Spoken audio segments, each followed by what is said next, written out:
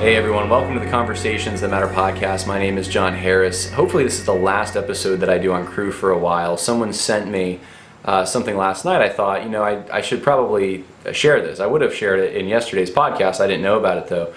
One of the things we talked about yesterday was how in Crew, and especially among the Lenses staff, there's this, there's really a cancel culture kind of mentality that's taken shape where they don't want to deal with arguments or reason or scripture. They would rather just accuse people of things. So they accuse Calvin Beisner, at least in one circumstance, a Lenses leader, a Crew leader, accused Calvin Beisner of being this nationalist, racist, heretic, and I've been accused of the same kind of thing. And so we're both Robert E. Lee fans, apparently. That factors into it somehow. So I showed on the episode yesterday that so was Bill Bright, the founder of Campus Crusade. He would have probably matched all of the definitions they're throwing our way. He was anti-communist. He was pro-America. He could have been considered part of the religious right. He also used Robert E. Lee as a positive example in one of his books. So what are they going to do with that? The fact that the founder of their organization, maybe they just have to leave their organization. Maybe Crew is just systemically racist beyond repair, and you shouldn't be part of it. I mean, this is how ridiculous this is getting. So I think, and that may be the appropriate way to deal with that, because they're not interested in reasoning with you. That's lazy. It's cancel culture. The term racist doesn't even have a definition hardly anymore. It's just an emotionally charged word. It doesn't actually describe anything anymore. So maybe that's just the thing to do. Say, well, hold on, you're saying that I'm all these things. Wait, hold on, you're working for Crew. Do you know Crew is such a horrible organization? I mean, Bill Bright was the one who founded it. How can you work for an organization set up by Bill Bright? I mean, it's ridiculous. And I do want to say, because I do want to acknowledge, some people are posting a lot of comments about Crew is never good, the four spiritual laws were never good, Bill Bright was never good, it was ecumenical. Look, I get it, I understand, especially Crew was a neo-evangelical organization. I think there was some compromise, and I'm going to talk about a little bit of that today from the beginning, and I think it got worse as time went on. And when I was in campus ministry years ago, I remember I was, for a very short period of time, part of a Crew group, and it was, at least in our region where we were, it was not an option anymore to be part of Crew at that time. And so I understand all that. But what's happening now is so far beyond anything that's happened in the organization, and it's so far beyond anything I think Bill Bright, I think he's spinning in his grave over this stuff, no matter what errors he may have beliefs he may have held in error. This is just so far beyond anything that he believed. And so trying to have a sense of proportion here and just see that, yes, there may have been some things we would have disagreed with, many of us in Crew, and Crew has been going in a bad direction over the course of years. But look, what's happening today, what's happening with Lenses, I mean, this is just beyond the pale. There's been some good missionaries in Crew. There's been some people actually trying to at least share the gospel who love Jesus. And you can't, if this thinking takes hold completely in the organization, the social justice thinking, there's no way you can have that anymore. It destroys the entire purpose of the organization. So I want to start by sharing this.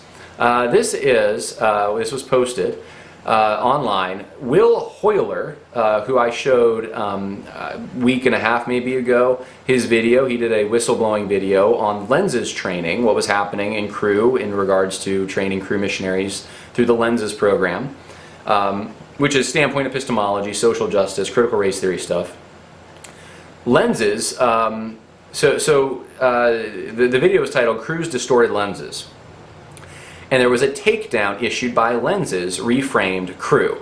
Crew has basically filed a copyright strike against Will Hoyler.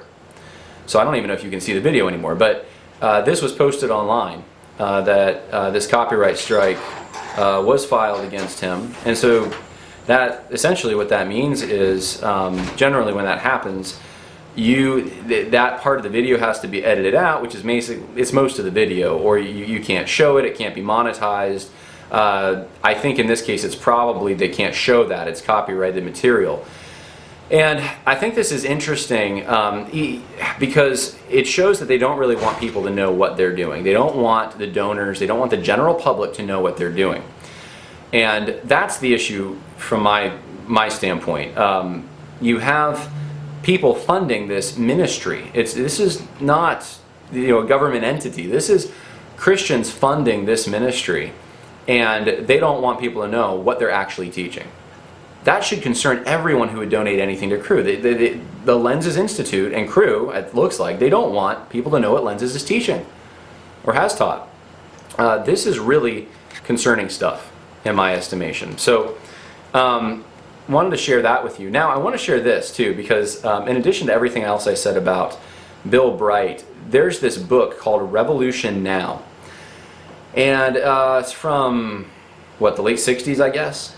And Bill Bright, so I'm going to show you some of this, and you just kind of apply it to the situation today. What would Bill Bright think about the direction of Cru, about the direction of the Lenses Institute, but even broadly speaking, Cru, his own organization he started? And so the book is called Revolution Now by Bill Bright. Can the Great Commission be fulfilled in this, our generation? Bill Bright thinks it's possible. So he goes, this is the back of the book and its description. Revolution Now acknowledges the problems infecting society. In all human relationships, a revolutionary change is necessary, but to be permanent and effective in solving man's problems, it must start at the root source of the infection. Trying luscious golden fruit on the rotten branches of the old trees may satisfy today's appetite, but it will not solve tomorrow's hunger problem. The real problem is personal, individual, and that is where therapy must begin with. Now, that's so much different than the systemic stuff you're hearing from Lenses. In the following pages, you will discover why revolution is needed, what form it should take, and what will it accomplish, except, for a personal experience. Okay, here's what I wanted to say. Revolution Now, he's taking the title, he's riffing off of what's going on at campuses across the United States. They were having a revolution in a sense. They were having, it was the summer of quote-unquote love, but the violence that accompanied everything going on in the late 60s, it was a social justice movement. It was very similar to what's happening today in many ways. And so it'd be interesting to hear what Bill Bright has to say about that. So I don't know if I'm a fan of using that word revolution to try to use their word kind of to pique their interest and then draw them in to say, hey, we got a real revolution over here. But either way, I mean, I see the strategy. I think you all see the strategy of what he's trying to do with that. And it's basically to show them, hey, your revolution's no good. This is the real revolution. This is getting behind salvation in Jesus Christ, discipleship. Here's the foreword. We live in the most revolutionary period of human history. Campus disorders have assumed epidemic proportions. Not only turbulent Berkeley, but also Harvard has staggered under the blows and strikes of the dissidents and militants. Civil authorities pray for cool summers to quiet the nerves of the inner cities. Urban problems continue to increase in number and gravity. Leaders of the establishment work around the clock in their attempt to find band-aids large enough for the festering wounds. At the same time, leaders of the militant groups are formulating procedures for major surgery. What does the future hold? Is there hope for a solution? Can a vaccine be discovered in time to save our world's sick society? For almost 20 years, it has been my privilege to speak to tens of thousands of students. Revolution Now acknowledges the problem infecting society. In all human relationships, a revolutionary change is necessary, but to be permanent and effective in solving man's problems, it must start at the root of the infection. And that's the real problem is personal, individual, etc. So this is what the book's about. That's the foreword to the book. And I'm going to read you some sections from the book, page 16. I'm going to go through some of this. He quotes the director of the Urban League, and the Urban League's director says, he goes to the real estate man or the builder, and they say the problem is economics. Business or the employer says the problem is education, and the educators say the problem is a matter of housing. And this is for black people specifically. That's what it says. I go to the employer and ask him to employ, Negroes is the word they used at the time, I'll just say black people.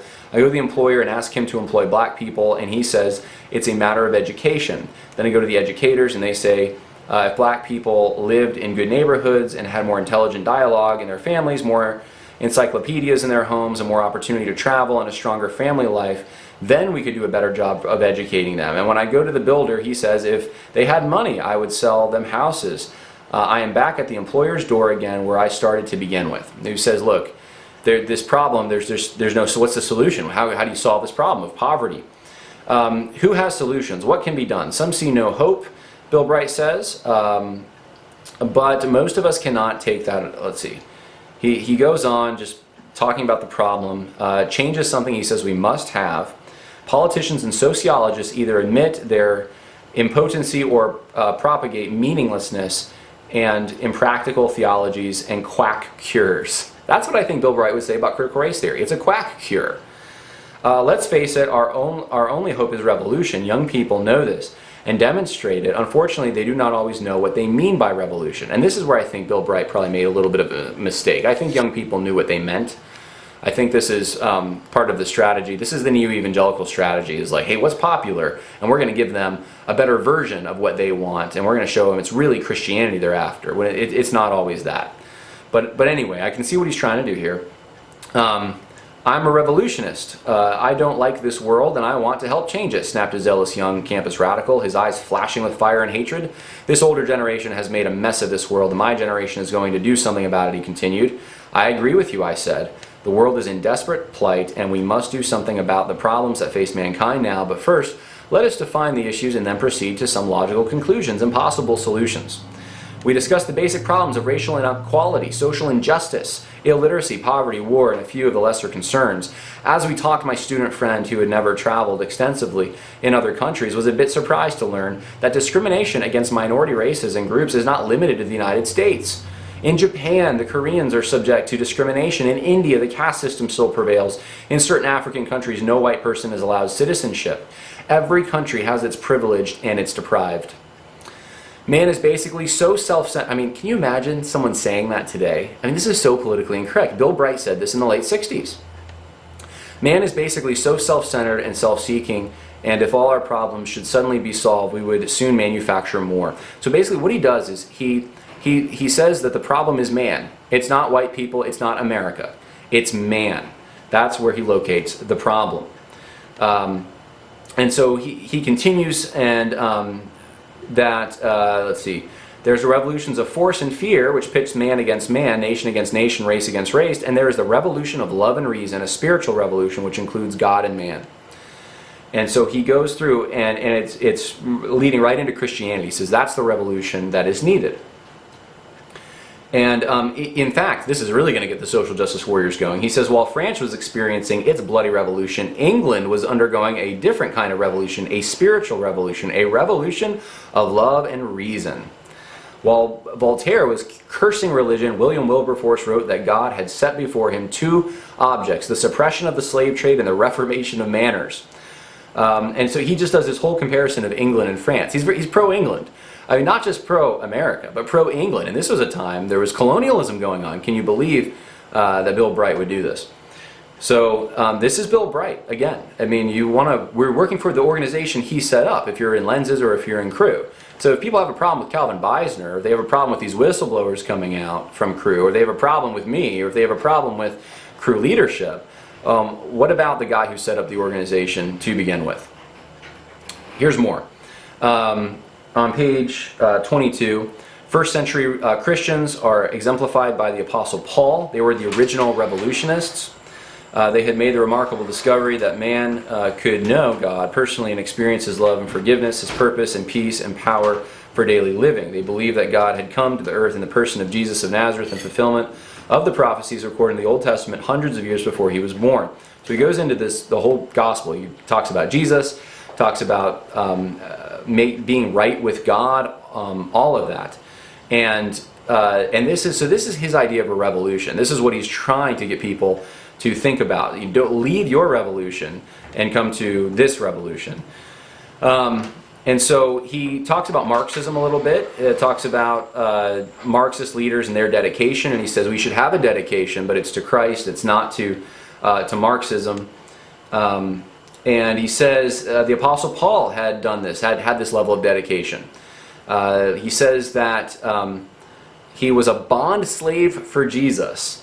Later, Paul wrote, "I have been crucified with Christ; I no longer live." So he even is. He uses the word slave. This is the kind of revolution, to be bond slaves for Jesus. This is Bill Bright, guys, the founder of Crew. Campus Crusade was what it was called at the time.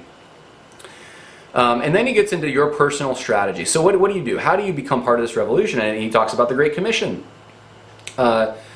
Talks about, talks about communism and the growth of communism and what a threat it is. He says, today communism has infiltrated every segment of society. The great student demonstrations and riots that are making headlines around the world are led, for the most part, by known communists in the United States and in most other countries. 3% of the students' population of China turned the tide and helped to capture 1/4 of the world's population. That great nation of China for the communist cause. Think of it, 3%. In the United States alone, it is believed by many of the radical leaders that more than 3% of the students already are a part of the communist cause. Why are they taking the world? Because of their dedication to the communist cause. For example, a young communist gives this answer. He broke his engagement with his fiancée, and the letter he wrote explaining his decision was given to Billy Graham. The communist student wrote, "We communists have a high casualty rate. We are the ones who get shot and hung and ridiculed and fired from our jobs and in every other way made us uncomfortable as possible." My, how the tables have turned, right? We live in virtual poverty. We turn back to the party every penny we make above what is absolutely necessary to keep us alive. We communists do not have the time. So it's talking about all the deprivations, all the sacrifices communists make for their cause. And so he talks about that. Let's see here. It goes on and he says, this is the reason the communists are taking the world. And let there be no mistake about it, they are out to take the world. However, most assuredly, I do not believe that communism will ultimately triumph. Rather, I am absolutely convinced that the Great Commission will be fulfilled in our generation. So he is giving an alternative to communism. He's saying this is the communists and what they want to do. And Christians are supposed to be supporting the Great Commission, and that's the revolution that they should be involved in. So he talks about that. He talks about visiting Rome, and let's see here,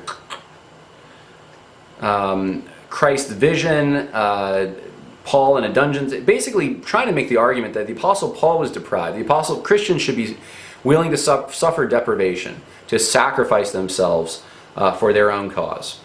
And we are privileged, he says, to be part of the most significant movement of all centuries, the movement to fulfill the Great Commission in this generation. I invite you to join with me. Sacrifice and martyrdom, he talks about that. He uses the word army, a Great Commission army needs to be sent out. I mean, this is Bill Bright. He says, remember our world, page 191, our world in revolution needs and is ready for the revolutionary message of our Savior's love and forgiveness. As one of his dedicated, committed revolutionaries, you can help change the world. Page 207 talks about this being the purpose of the Campus Crusade for Christ. Our vision for helping to evangelize the world for Christ in this generation is clear. We face a world desperately in need of Jesus. We have a dynamic gospel to proclaim a message that is the power of God unto salvation. And so this is this book. This is the point of the book. Revolution Now. And I don't think it's a mystery to any of us. This is the kind of thing that Bill Bright believed. And this is the kind of thing called today Christian nationalism and all kinds of things, all kinds of derogatory things. When in reality, all it is what Christians have been saying for decades, for even longer than that. Since the French Revolution, Orthodox Christians have been opposed to what's going on. So, as far as revolution is concerned. Now, Bill Bright wants to use the word revolution to describe what he's doing as the more authentic, useful kind of revolution. I don't know that that's the most helpful thing, but we know what he's getting at. We know the point he's making. He's trying to say, don't follow the communists, don't follow the revolution on campuses, follow Christ. That's his point. And he says a lot of things in this that would be considered politically incorrect today, very much so. And so I just wanted to point this out to you. If you want to check it out, it's called Revolution Now. And this is the founder of Campus Crusade, now called Cru. And if I would just suggest to you that I think Bill Bright would be canceled today. He would be considered a hater, a radical in his own organization that he formed. He would not approve of what's going on in the organization. And I don't think it takes a rocket scientist to figure that out. So anytime someone in Cru wants to use this tactic of besmirching someone's character, not listening to their arguments, even if they're a brother or sister in Christ, if they claim to be a Christian, I would say point them to Bill Bright. Ask them, what about the founder of Cru? And if you don't like him, why are you in his organization? What's the draw? I think that I think there's a lot of hypocrisy going on, because the leadership of Crew wants to use the image of Bill Bright, the symbol that he is, but they do not actually agree with what Bill Bright said in his own writings. So I wanted to leave that with you. I hope that was helpful, again, for those who are still in Crew, who are trying to navigate this whole thing. Maybe this will help you navigate it even more. And God bless. More coming later this week. Bye now.